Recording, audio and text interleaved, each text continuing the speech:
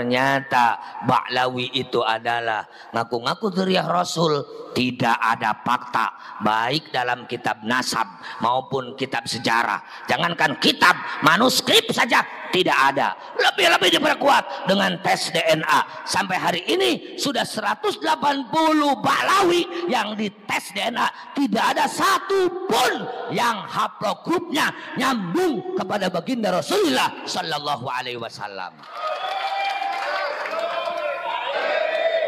Saya yang tersinggung adalah ketika sosok Habib Sepuh mengatakan bahwa NU adalah menang aki urang. Padahal tidak ada dalam catatan sejarah yang mendirikan NU dari golongan Habib. Berarti itu adalah pengkhianat, pembelokan terhadap sejarah. Siapapun, dari manapun, kekuatan apapun yang merusak sejarah terhadap NU, kita harus berani menyatakan perang kepada mereka.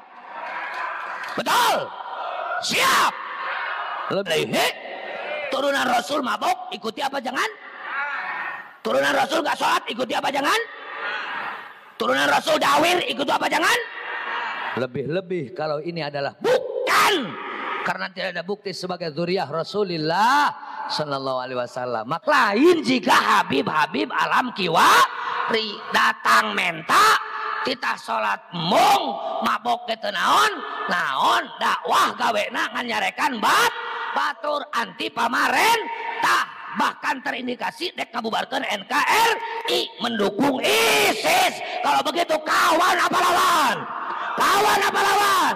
Jangankan seorang Habib, jangankan beberapa Habib, hei polisi, hei TNI, kau abdi negara, jika kau sudah anti Pancasila, sudah anti NKRI, NU dan PWI menyatakan perang kepada polisi dan TNI, aparat negara yang anti terhadap Pancasila. Paham?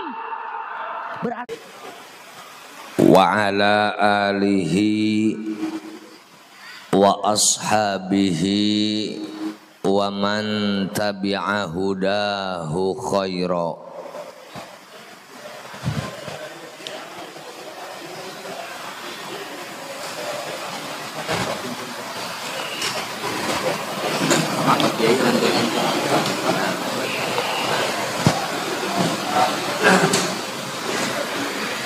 Amma ba'du. Qala Allah Ta'ala fil Qur'anil Karim wa huwa asdaqul qailin. A'udzu billahi minasy syaithanir rajim. Bismillahirrahmanirrahim. Ya ayyuhalladzina amanu taqullaha wa kunu ma'as shadiqin.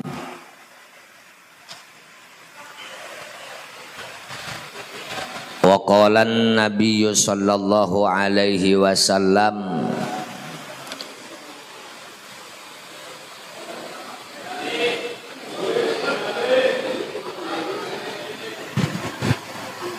al-ulama'u qadatun. Rabbi shrah li sadri wa yassir li amri wahlul 'uqdatam min lisani yafqahu qawli. Allahumma fasholli wa sallim wa barik ala sayyidina Muhammad wa ala ali sayyidina Muhammad.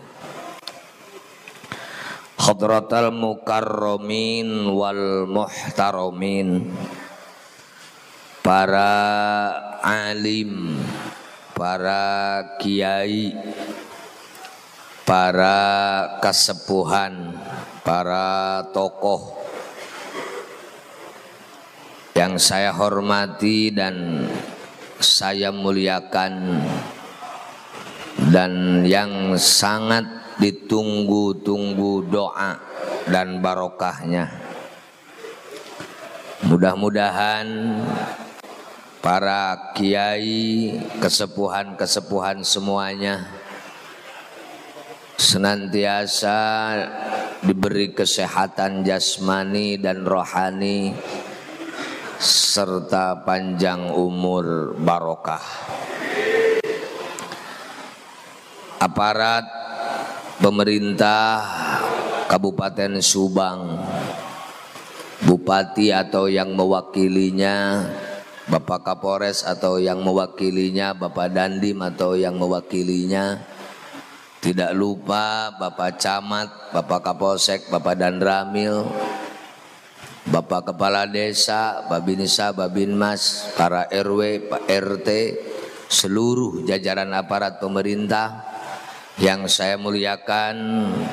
Semoga Allah memberikan kemampuan untuk melaksanakan tugas sebagai petugas negara untuk mengelola program negara Indonesia pada umumnya, khususnya Subang menjadi kabupaten yang aman, nyaman, tenang, tentram. Mudah-mudahan sampai sejahtera. Amin ya Allah ya Rabbal Alamin. Hadirin wal hadirat rahimakumullah. Terlebih dahulu saya mohon maaf yang sebesar-besarnya terutama kepada para kesepuhan. Kesepuhan di Subang ada juga yang merangkap jabatan sekaligus menjadi kesepuhan di DPP PWI Laskar Sabilillah. Ketua PWI Laskar Sabilillah Kabupaten Subang beserta jajaran yang insyaallah ta'ala pagi hari ini adalah akan dilantik, walaupun jauh-jauh SK sudah diturunkan, tetapi kegiatan yang sifatnya seremonial menjadi penguat untuk sebuah organisasi hari ini adalah dilaksanakan. Saya atas nama Ketua PWI Laskar Sabilillah Jawa Barat sangat berbahagia dan berbangga hati melihat kekompakan, kelengkapan, kesigapan, kesiapan, terutama selain kompak, dari awal tidak terdengar ada riak-riak yang aneh-aneh. Ini pertanda bahwa Subang bukan tidak ada masalah. Subang bukan tidak ada sekelompok yang merasa hari ini adalah dirugikan, tetapi ini menunjukkan bahwa Subang adalah sudah tercerahkan dan tercerdaskan.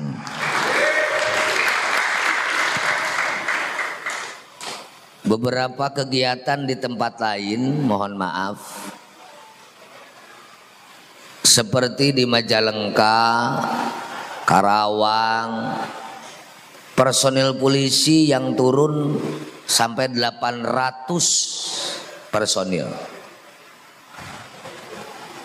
Bukan hanya dari Polres, dari Mabes, Polda, Polres, setiap polsek mesti dikerahkan. Karena di situ masih banyak orang-orang yang belum paham PWI itu apa, lalu mau kemana. Lebih-lebih ada di satu daerah Kapolres bahkan Kapolsek gak berani memberikan izin karena terpengaruh atau terprovokasi oleh provokator yang dalam penyampaiannya adalah hebat. Dianggap anggapan polisi semua kiai itu adalah hebat barangkali. Semua ustadz itu adalah pikirannya lurus, anggapannya berarti berangkatnya dari husnudzon. Padahal hari ini adalah banyak penceramah yang disebut mubalik kondang atau kiai, mudah-mudahan di sini dan kami tidak terjadi, selesai ceramah itu check in ke hotel. Mau apa? Kalau saya bilang check in ya pasti bawa perempuan. Kalau ke hotel ya tendensinya perempuan yang bukan yang biasa ketemu setiap hari atau perempuan halal, tetapi adalah perempuan haram. Kalau bahasa Garutna asup jeung nuk itu ka hotel pasti belekok samidin. Bahasa Garut itu. Kalau seorang mubalik atau ustadz atau ajengan sudah seperti itu perilakunya, saya yakin di dalam pikirannya adalah banyak pikiran-pikiran yang bergerak, bertindak, bersikap bukan untuk kepentingan agama, bangsa dan negara, tetapi cenderung untuk kepentingan pribadi. Insyaallah ta'ala PWI atau Pejuang Wali Songo Indonesia Laskar Sabilillah hadir, didirikan atau lahir berangkat dari kekhawatiran. Khawatir apa? Ada gerakan-gerakan separatisme yang mengancam kehidupan berbangsa dan bernegara. Yang mendirikan PWI itu adalah 99,99 adalah para pejuang dan kader NU. Makanya jangan aneh kenapa yang menjadi pengurus PWI adalah pengurus NU, pejuang PNI adalah pejuang NU. Ketika berbicara NU sudah tidak usah diragukan lagi, selalu membawa visi misi tugas ulama, di mana tugas ulama itu adalah satu, himayatuddin, yang kedua adalah himayatud daulah, yang ketiga adalah himayatul ummah. Ketika berbicara himayatuddin, ulama Nusantara, leluhur kita, pejuang kita adalah menjaga agama Islam. Ketika berbicara Islam, leluhur kita, ulama kita adalah memperjuangkan, menerapkan, menegakkan, mensyiarkan Islam Ahlus Sunnah wal Jamaah. Sedikit saya mengingatkan kenapa kita titik tekan di situ, karena apa yang telah disabdakan oleh baginda Rasulullah Sallallahu Alaihi Wasallam, umatku akan berpecah belah menjadi 73 golongan. Ada Syiah, ada Khawarij, Mu'tazilah, Murji'ah, Najjariyah, Jabbariyah, Musyabbihah, Ahlus Sunnah wal Jamaah. Syiah menjadi 22 golongan, Khawarij 20 golongan, Mu'tazilah 20 golongan, Murji'ah 5 golongan, Najjariyah 3 golongan, Jabbariyah segolongan, Musyabbihah segolongan, Ahlus Sunnah wal Jamaah segolongan, jumlah 73 golongan, kulluha finnar, semua celaka illa wahidatan, kecuali satu yang selamat. Siapa? Rasulullah ketika ditanya man hiya ya Rasulullah, jawabnya ma ana alaihi wa ashabi, yang selamat adalah pengikutku dan pengikut sahabat-sahabatku, pengikutku ahlus sunnah, pengikut sahabatku ahlul jamaah. Maka yang selamat adalah ahlus sunnah wal jamaah. Maka yang disebarkan oleh ulama-ulama kita, pejuang-pejuang kita, leluhur kita adalah Islam Ahlus Sunnah wal Jamaah. Ketika berbicara Ahlus Sunnah wal Jamaah, mohon maaf karena ini pun adalah banyak yang mengklaim ada pengikut Nabi, sahabat Nabi yang dasarnya hanya Quran dan hadis, itu adalah wadah organisasinya Persis, organisasi yang lahir tahun 1923. Ada pengikut Nabi, sahabat Nabi yang dasarnya 3, 1 Quran, 2 hadis, 3 ijtihad. Ijtihad di dalamnya adalah ada ijma sahabat. Itu wadah organisasinya namanya Muhammadiyah, organisasi yang lahir tahun 1912.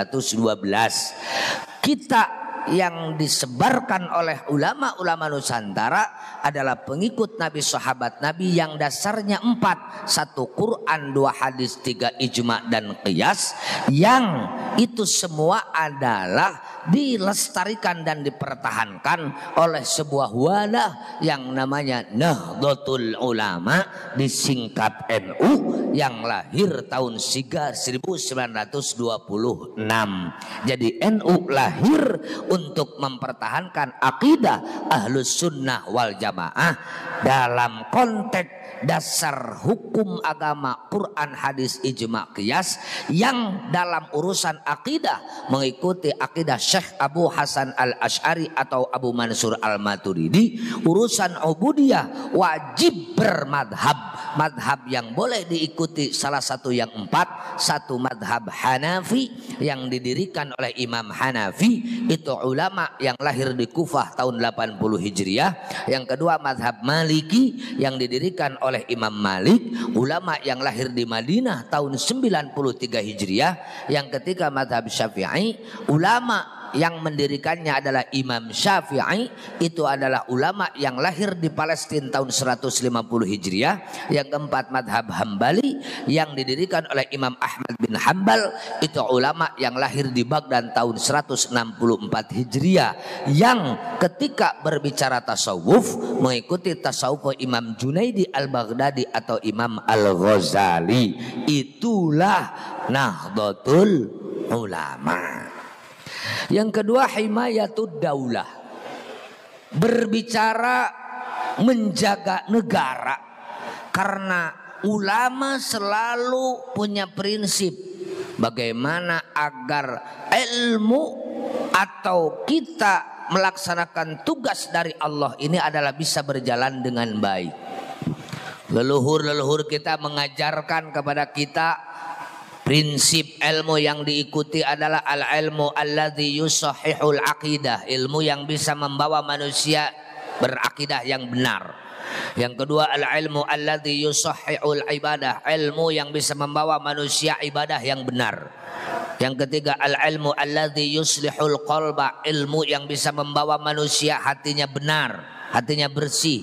Ilmu akidah namanya ilmu tauhid, ilmu ubudiyah namanya ilmu fiqih, ilmu tasawuf, ilmu hati, ilmu adalah namanya ilmu tasawuf.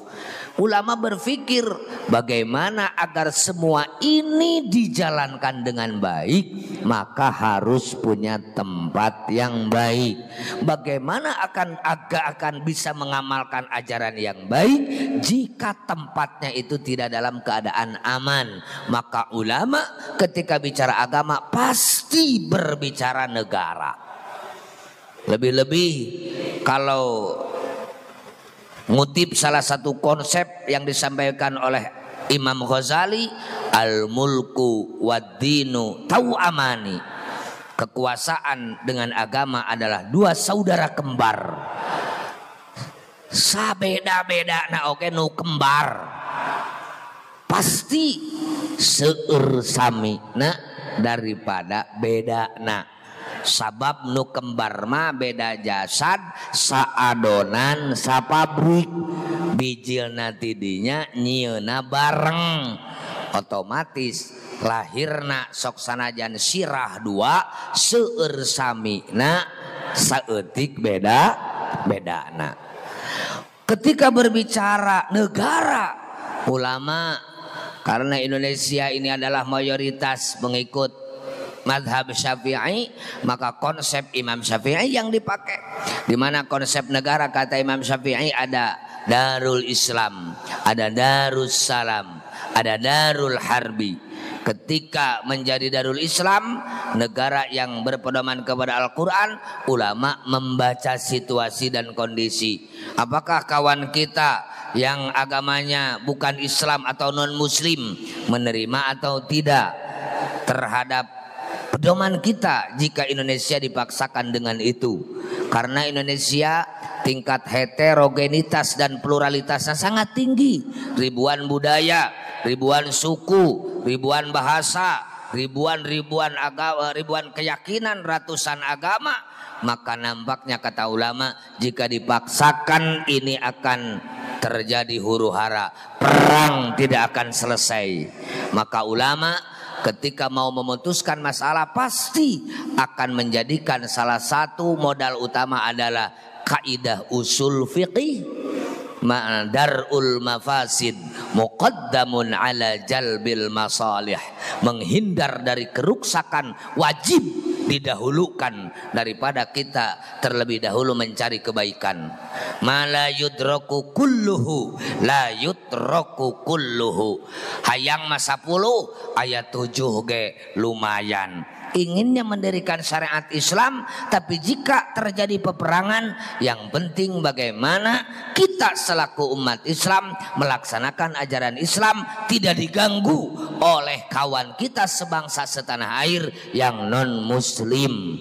Maka dari kaidah itu ulama lebih condong membawa negara damai. Kawan kita orang Indonesia yang non muslim, kita biarkan ibadah sesuai dengan keyakinannya, tidak usah kita ganggu, tapi mereka harus paham tidak boleh mengganggu kepada kita melaksanakan ibadah sesuai dengan ajaran Islam. Karena prinsip dalam agama adalah lakum dinukum waliyadin. Maka dari olahan, dari cara, dari musyawarah, Indonesia harus dibentuk menjadi negara kesatuan Republik Indonesia. Tidak usah dipaksakan dasar negara salah satu golongan, salah satu agama.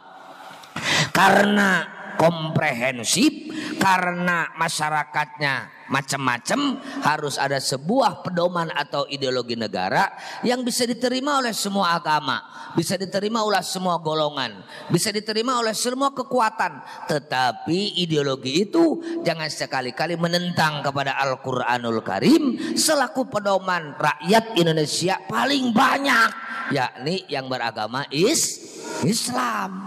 Maka digodoglah ideologi negara, lahirlah Pancasila. Kenapa Pancasila isinya tidak menentang kepada Al-Quran? Padahal itu adalah bukan Al-Quran. Indonesia adalah bukan agama, bukan negara agama, tetapi tidak lepas dari nilai agama.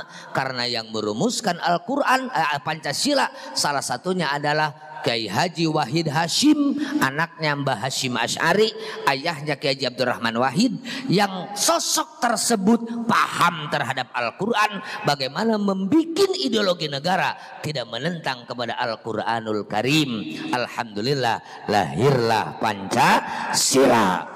Maka Pancasila adalah sebuah ideologi negara yang menjadi kemenangan besar bagi kita selaku rakyat Indonesia yang beragama Islam. Alhamdulillah. Maka dari situ ulama mengajak kita, mengajarkan kita tidak usah repot-repot untuk Indonesia, sudah saja negara kesatuan Republik Indonesia. Karena yang melegalkan sebuah wadah organisasi ulama adalah NU, maka bagi NU NKRI harga mati. Ini terkait dengan negara. Yang ketiga terkait dengan himayatul ummah, menjaga umat. Bagaimana agar umat hidupnya nyaman? Bagaimana agar rakyat selamat di dunia, raos akhirat selamat? Maka ulama berpikir selamatkan negara. Selamat negara, selamat agama.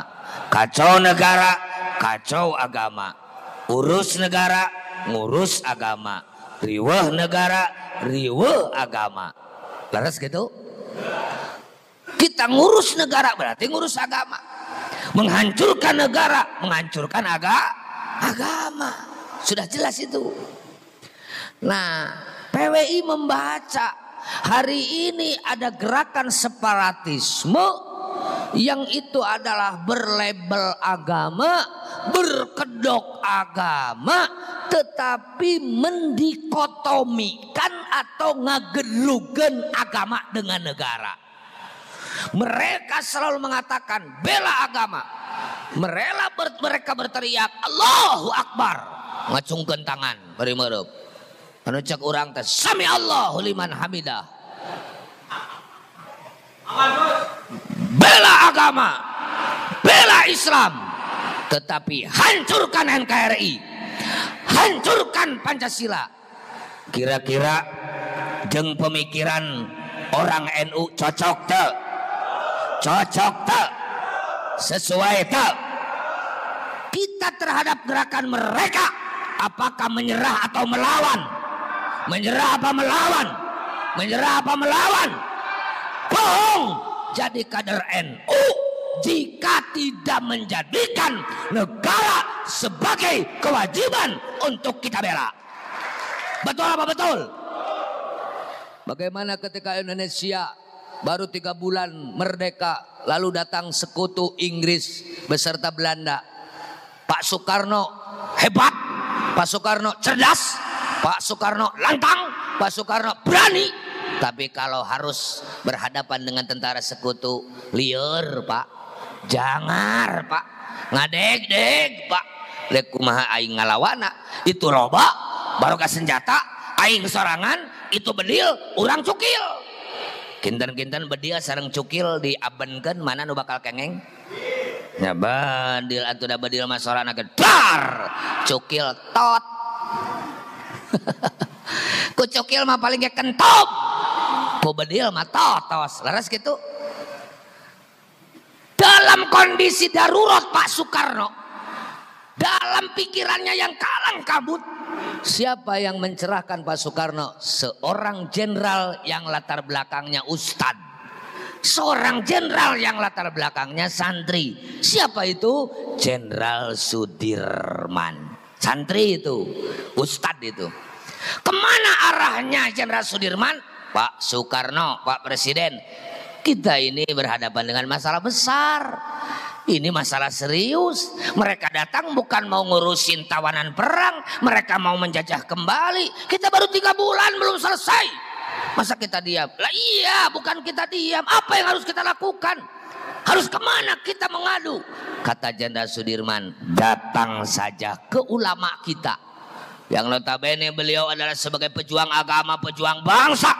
Mereka siap mati demi agama dan bangsa. Siapa beliau? Yang didatangi oleh mereka adalah Mbah Hasyim Asy'ari. Siapa itu? Pendiri Nahdlatul Ulama. Begitu datang ke Mbah Hasyim, lalu Mbah Hasyim manggil Mbah Wahab Hasbullah, kumpulkan ulama se-Jawa dan se-Madura. Ini ada pertanyaan PR dari presiden kita. Indonesia hari ini dalam keadaan darurat.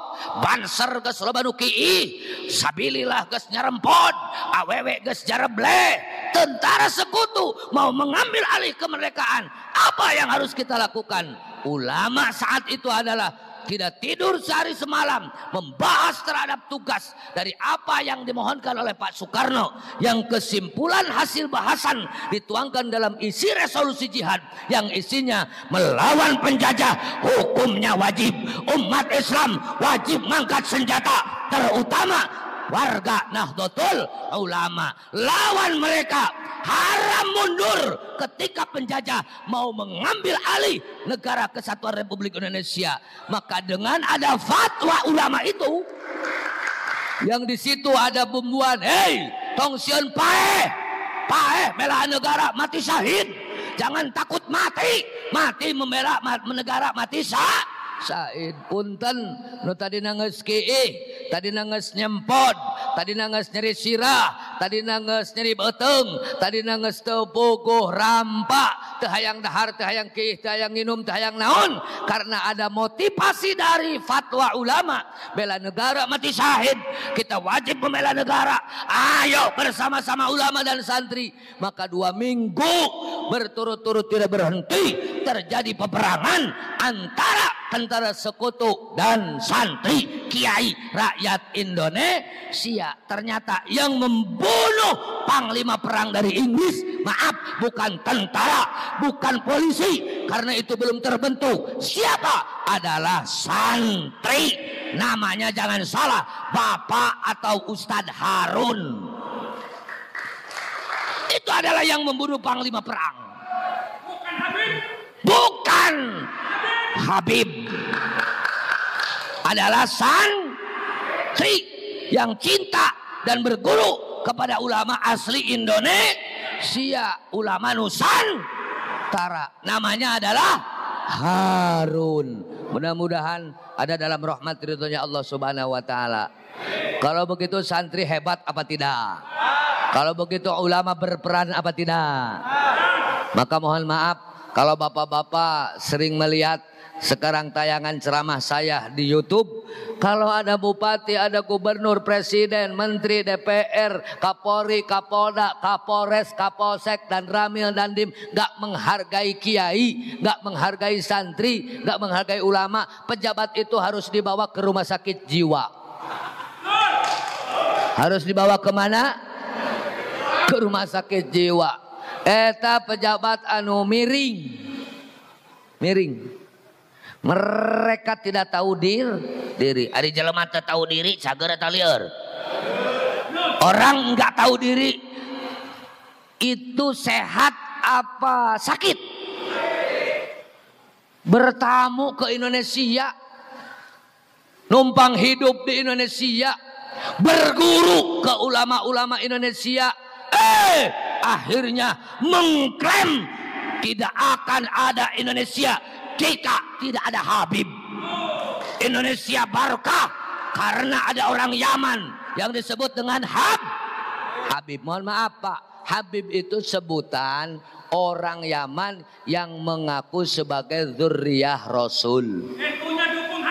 Ya, itu adalah orang Yaman. Kalau dzurriyyah Rasul bukan dari Yaman, itu bukan Habib. Seperti Mekah, Irak, Iran, itu adalah Sayyid.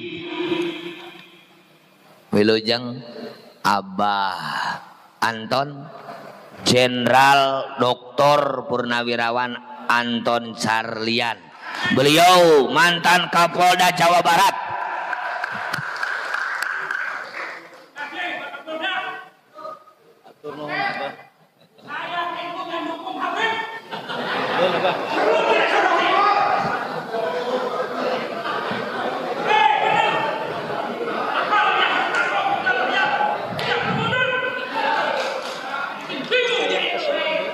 Dilanjut ya. Beliau di PWI Jabar jajaran kesepuhan. Alhamdulillah. Bersedia bersama-sama kita berjuang di PWI Laskar Sabilillah. Sedikit lagi saya lanjutkan. Jadi itulah yang menjadi latar belakang Wilujeng PWI berdiri, karena ada satu gerakan yang ini adalah sangat berbahaya bagi kehidupan kita beragama, bangsa, dan negara. Mohon maaf sedikit saya sambil berdiri. Oke, mohon maaf. Kalau berbicara apa yang tadi disampaikan, bagaimana Kiai tentang Habib, saya cukup kenyang bergaul dengan para Habib. Saya kurang lebih sekitar ya 50 tahun lebih lah. 50 tahun sebelum saya lahir. Ya.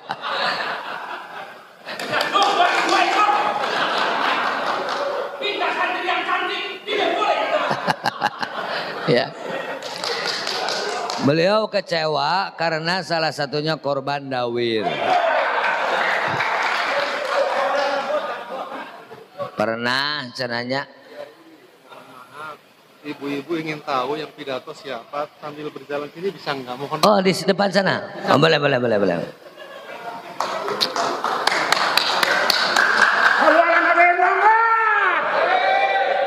Ya. Yang pidato adalah ini. Oke. Terima kasih. Mohon maaf. Saya kenapa begitu ada gerakan PWI saya langsung siap? Karena sudah 10 tahun kurang lebih. Yang dipermasalahkan oleh saya bukan nasab. Pertama, bukan dawir. Kalau hanya dawir nggak minta doma 2 atau tilu, alah. Ke saya 10 minta. Kakak saya itu diminta 10 kambing tengah Malang, hanya dikasih 3, marah sampai nendang ke kaki kakak saya. Akhirnya apa yang terjadi? Eta Habib nu najong teh dibubuikeun di sawah. Najong dibawa. Geus kitu dirontok. Alah, hampura. Dabongan naj.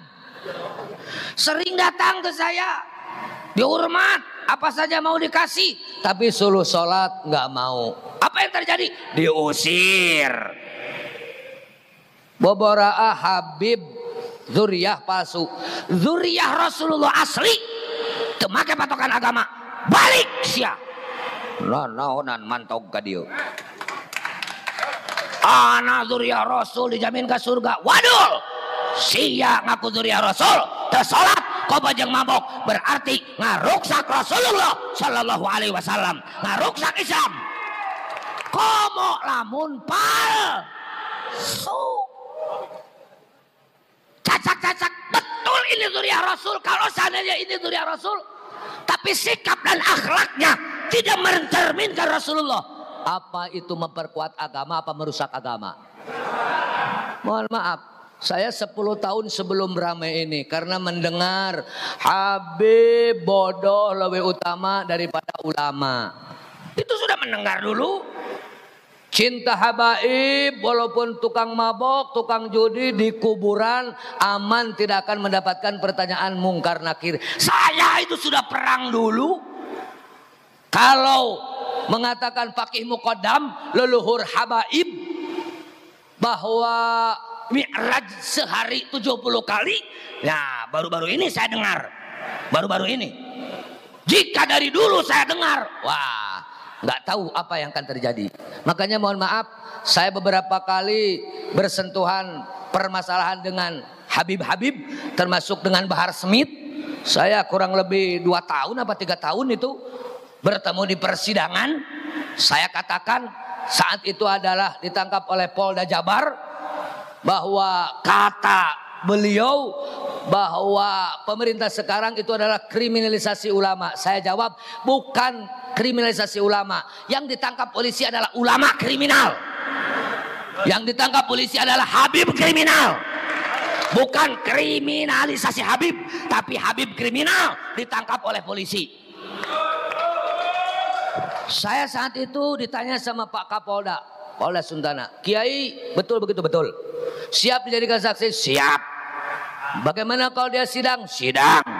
Saya berhadapan di sidang. Saya pernah ditanya oleh Bahar Smith, hei Kiai Mujib, apa Anda pernah mengatakan saya adalah ulama kriminal? Saya jawab, sering. Di mana kamu mengatakan itu? Di mana-mana. Sok, rek naon. Apakah Anda pernah mengatakan saya ulama intoleran? Sering. Di mana? Di mana-mana. Sok, rek naon. Betul. Saya punya fakta. Dia selaku mubalig dai intoleran. Saya punya fakta sebagai dai mubalig yang kriminal. Mau apa lagi? Apa yang saya sampaikan, saya bertanggung jawab di depan hukum. Itu karena kita sudah banyak mendengar sikap ajaran-ajaran yang jelas bertentangan dengan ajaran agama kita, terutama yang dibawa oleh baginda Rasulullah Sallallahu Alaihi Wasallam. Ternyata semakin mendetil oleh Kiai Haji Imanuddin Utsman Al-Bantani. dibongkar. Ternyata Ba'lawi itu adalah ngaku-ngaku dzurriyyah Rasul. Tidak ada fakta baik dalam kitab nasab maupun kitab sejarah. Jangankan kitab, manuskrip saja tidak ada. Lebih-lebih diperkuat dengan tes DNA. Sampai hari ini sudah 180 Ba'lawi yang dites DNA. Tidak ada satu pun yang haplogrupnya nyambung kepada baginda Rasulullah Sallallahu Alaihi Wasallam. Apa mau percaya? Apa mau percaya?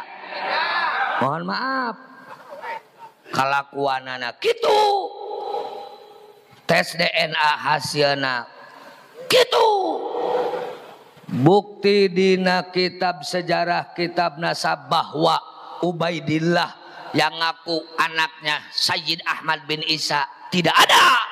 Karena Said Ahmad bin Isa ayahnya yang diaku Ubaidillah itu hanya 3, Said Husain, Said Ali, Said Muhammad. Ubaidillah itu tidak ada. Sampai hari ini dipinta kitabnya enggak ada. Yang muncul itu adalah rekayasa. Apa masih iya? Kita masih percaya. Mohon maaf, ketika saya berbicara seperti ini, Ceng Mujib itu NU kan? Saya mohon maaf pengurus NU Provinsi Jawa Barat di jajaran Suriah. Kenapa NU tidak bicara? Ceng Mujib kok setelah jadi ketua PWI lantang bicara? Mohon maaf, sejak dulu Ceng Mujib adalah begini. Urusan pengurus NU tidak berbicara tentang nasab, itu adalah hak mangga. Cuman aya anu berbicara na harewosan, aya anu bicara na geus dina panggung, aya anu kerek pabaliut dina jero hate, aya anu geus ngabeletuk dina biwir. Sallu ala Nabi Muhammad. Saya yang tersinggung adalah ketika sosok Habib Sepuh mengatakan bahwa NU adalah menang aki urang, padahal tidak ada dalam catatan sejarah yang mendirikan NU dari golongan Habib. Berarti itu adalah pengkhianat, pembelokan terhadap sejarah. Siapapun dari manapun, kekuatan apapun yang merusak sejarah terhadap NU, kita harus berani menyatakan perang kepada mereka. Betul? Siap. Lebih sakit NKRI menang aki urang, Habib dea. Indonesia mal merdeka wa Habib. Indonesia bisa makmur gara-gara ayah Habib. STNK menang Habib. Halo? Halo? Kenapa hari ini nasabnya ini yang harus diselesaikan? Karena mereka seenaknya bertindak kepada kiai ajengan santri karena merasa dirinya sebagai dzurriyyah Rasulullah Shallallahu Alaihi Wasallam. Banyak orang yang berpandangan, Habib mah punten ari ka dzurriyyah Rasul. Oh iya teh dzurriyyah Rasul, orang cinta hukumna wajib. Cinta terhadap dzurriyyah Rasul nu asli hukumna wajib. Yang nggak boleh itu mengikuti akhlak turunan Rasulullah asli yang bertentangan dengan akhlak Rasulullah Sallallahu Alaihi. Turunan Rasul mabok, ikuti apa jangan? Turunan Rasul gak sholat, ikuti apa jangan? Turunan Rasul dawir, ikuti apa jangan? Lebih-lebih kalau ini adalah bukan karena tidak ada bukti sebagai dzurriyyah Rasulullah Sallallahu Alaihi Wasallam. Maka dampaknya setelah dibahas oleh kita bersama, punten ka abdi saminggu teh tara kurang ti 10 Habib bangsa. Ayeuna mah geus sataun leuwih teu sapotong-potong acan. Abdi mah atuh lain ukur di penta doma 2, di penta mobil. Awewe mah lain ukur hiji 2. Santri duka sabara puluh, duka sabara ratus. Jadi abdi mah dibere ku Habib teh warag, dipenta warag, dipaling ngos, ditipu minang. Jadi kumplit kada rasaan mah. Kapungkur mah nu ngaos di abdi kada Habib wae. Tapi da nu baheula mah ulama, saya akhlakna gaduh rezeki teh nya ka fakir miskin. Jadi pikaresepen pikalucuan jelema teh ngaidolakeun lain jika Habib alam kiwari datang menta titah salat mung mabok teh naon dakwah gawena nganyarekan batur anti pamarentah. Bahkan terindikasi dek ngabubarkeun NKRI mendukung ISIS. Kalau begitu kawan apa lawan? Kawan apa lawan? Jangankan seorang Habib, jangankan beberapa Habib, hei polisi, hei TNI, kau abdi negara, jika kau sudah anti Pancasila, sudah anti NKRI, NU dan PWI menyatakan perang kepada polisi dan TNI, aparat negara yang anti terhadap Pancasila. Paham? Berarti lamun kitu urang Pancasila jeung NKRI teh gara-gara pemerintah, gara-gara TNI, gara-gara polisi, atau gara-gara ilmu? Ilmu. Sababari ini mohon maaf Pak, sudah ribuan polisi yang terpapar Islam radikal, sudah ribuan TNI yang terpapar radikal. Apa itu kawan? Apa lawan? Apa kawan atau lawan? Kita tidak takut. Mereka belajar perang, kita juga belajar perang. Mereka punya bedil, aing gelo bacukil. Cuman sedikit bedanya ulama dengan polisi. Apa? Ulama salah bisa ditangkap polisi, polisi salah nggak bisa ditangkap ulama. Itu saja beda. Tapi kita doakan polisi-polisi dan TNI kita yang aktif hari ini konsisten, konsekuen terhadap komitmen 4 pilar kebangsaan, NKRI, Pancasila, Bhinneka Tunggal Ika, dan Undang-Undang Dasar 45. Jika mereka ada di situ, kita wajib membantu mereka mempertahankan bangsa dan negara. Siap? Siap? Tidak boleh kita bertentangan dengan mereka. Ketika polisi dan TNI berada pada barisan dan pasukan, apa yang diharapkan oleh kita bersama mempertahankan negara kesatuan Republik Indonesia. Terlalu panjang ini sambutan. Kesimpulannya, tugas PWI adalah bagaimana kita mempertahankan, melestarikan, melanjutkan perjuangan leluhur para wali songo, ulama-ulama Nusantara, baik urusan agama maupun urusan negara ataupun urusan keumatan. Artinya visi misi itu tidak jauh berbeda dengan Nahdlatul Ulama. Hei saudaraku yang hari ini aktif di NU, salah besar Anda beranggapan PWI melawan atau nyimpang dari NU. Aing Abdul Mujib, pengurus NU Provinsi Jawa Barat, samodana melaan Nahdlatul Ulama. Betul? Saya ketika masuk di PWI terus terang, masuk di PWI. Jika PWI memperkuat NU, samodara. Jika PWI ngaruksak NU, ku aing di papacetna. Saya ngomong di depan ketua umum, kebetulan dengan ketua umum, mulai ayahnya, beliau Profesor Dr. Haji Fuad Hasim dengan ayah saya itu adalah sahabat karib, sering diundang. Kemudian juga anaknya sekarang Dr. Kiai Abbas beserta yang lain-lainnya adalah termasuk sahabat dekat. Maka ketika di PWI ada beliau, saya tetap menyampaikan. Begitu saya disuruh menjadi ketua PWI Jawa Barat, saya menyampaikan, jika PWI ini mau memperkuat visi misi Nahdlatul Ulama, ayo bersama-sama, saudara. Tapi jika hadirnya PWI dari kecewa, dari dendam, apalagi ada gerakan, ada tujuan lain yang mengancam dan merusak NU, saya Mujib siap samodarna mepejet PWI. Paham? Kalau begitu NU dengan PWI berseberangan atau bersama-sama? Berseberangan apa bersama-sama? Matak lamun aya jelema nu nyebutkeun PWI ngancam NU, ngomong hareupeun aing hulu sia ku aing diasaan. Cek batur ngabelentrang ku mangke. Urusan medok diadu marasiko. Nu penting ulah ngeok memeh dipacok. Makanya mohon maaf pengurus-pengurus PWI yang ada di luar mau melakukan kegiatan seperti Sukabumi, seperti Bogor, Cianjur, kemudian kabupaten-kabupaten yang lainnya, yang serupa mau melaksanakan kegiatan seperti ini, maju terus. Jangan hiraukan orang yang menghalang, jangan biarkan mereka-mereka yang selalu berbicara membela agama tapi mengancam keutuhan berbangsa dan bernegara. Kita lawan, kita hadapi dengan resiko apapun. Insyaallah taala dengan lillahi taala berjuang di PWI, kita akan senantiasa mendapatkan pertolongan Allah Subhanahu wa taala, karomah para wali, barokah para ulama akan kita terima bersama. Doakan saya, walaupun nya saur pangrasati dia mah ketua PWI Jawa Barat teh awakna mah leutik cek sim guring tapi teu gede. Ada sim guring mah kieu awak leutik parabot sok bisi aya nu dek nyobaan gitu. Insyaallah leutik-leutik ge ieu teh teu gede tapi melaan agama, melaan ulama jeung melaan negara insyaallah hayang nepikeun kasapaehna. Luar biasa.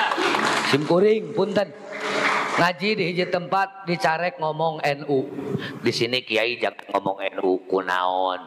Di dieu mah teu bareukeun. Oh, lamun teu bareukeun bakal kumaha bakal riweuh. Cek sim kuring lamun kitu riweuhkeun sakalian. Kiai beres ngaji balik panitia watir bakal aya nu nyerebu. Moal balik dek maturan panitia.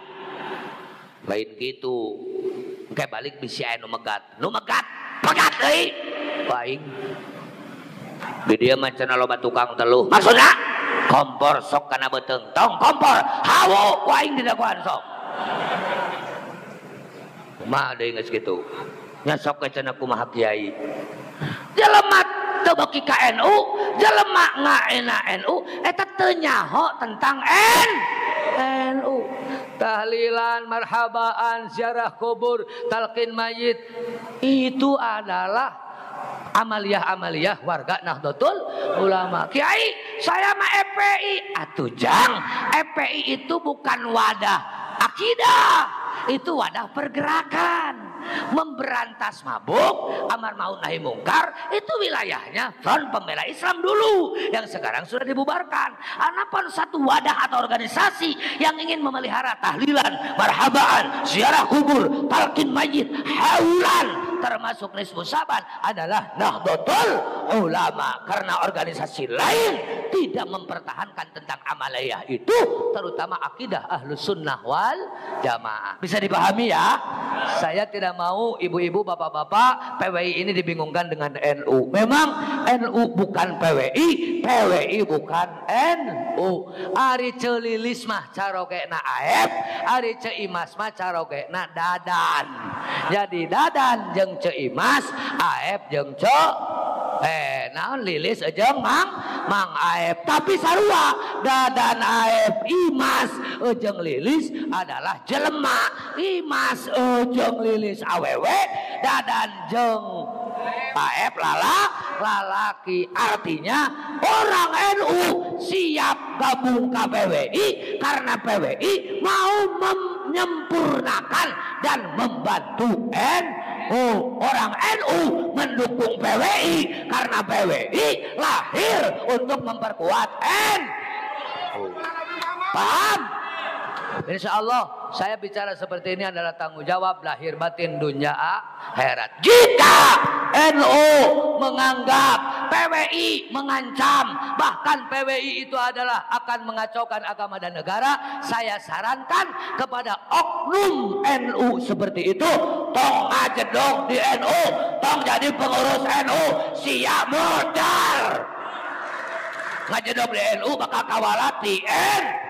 Sebaliknya jika di PWI ternyata maksud tujuan menggerogoti dan menghancurkan NU, tong hayang jadi pengurus PWI mending modal ngajedog di PWI kawalat ti para ulama. Hatur nuhun kana perhatosanana, hatur punten kakirangan kakhilafanana sakitu nu kapihatur. Wallahul muwaffiq ila aqwamit thoriq. Wassalamualaikum warahmatullahi wabarakatuh. Waalaikumsalam warahmatullahi wabarakatuh. Demikianlah uraian dan juga sambutan dari Ketua DPW PWILS Jawa Barat. Dilanjutkan sepatah dua patah kata dari Dewan Kesepuhan DPWILS Provinsi Jawa Barat. Dalam hal ini akan disampaikan Inspektur Jenderal Polisi Purnawirawan Dr. Andes Haji Anton Harlian, MP.